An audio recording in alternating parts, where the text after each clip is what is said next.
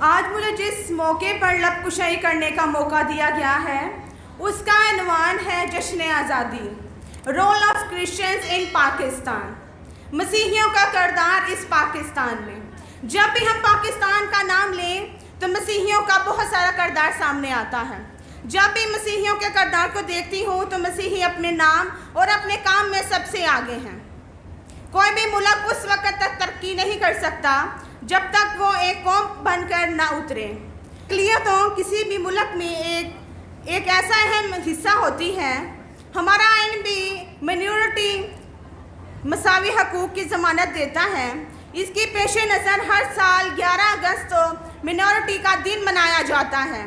اس دن کو منانے کا مقصد قائد اعظم علی جناح اس پیغام کو اجاگر کرنا ہے جس پر انہوں نے تمام پاکستانی شہری یکساں حقوق میسر ہوں، کیونکہ قائد اعظم محمد علی جناح نے ہمیشہ مائنورٹی کے حقوق پر زور دیا ہے۔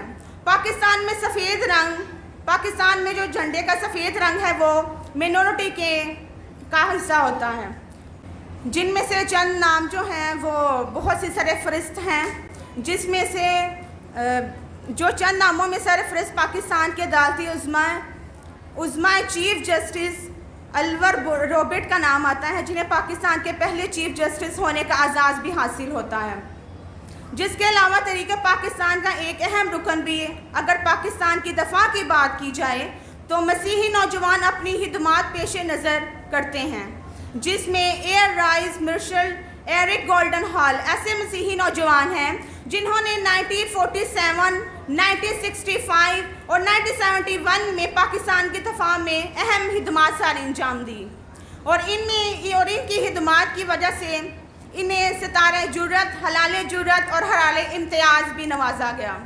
اور اگر تعلیم کی بات کی جائے تو بشپ اینتھنی رائے نے اس شعبے میں اہم کردار ادا کیا ہے۔ پاکستان بننے میں لیڈروں کا بھی بہت اہم کردار ہے، جس میں ایس پی سنگھا صاحب نے قائد اعظم علی جناح کے ساتھ مل کر پاکستان بنانے میں اہم کردار ادا کیا، اور یہ بھی کہا کہ جب پاکستان بنے گا تو برصغیر کے مسیحی پاکستان کا حصہ بنیں گے، اور ایس پی سنگھا صاحب اس وقت اسپیکر بھی تھے۔ ایس پی سنگھا اور ان کے ساتھیوں نے پنجاب کو پاکستان کا حصہ بنانے کے لیے ووٹ بھی ڈالے، اور دیکھا جائے تو مسیحی ہر کام میں آگے ہیں، اور مسیحیوں کا کردار آج بھی تعلیمی نظام اور سیاسی نظام میں اہم کردار ادا کرتا ہے۔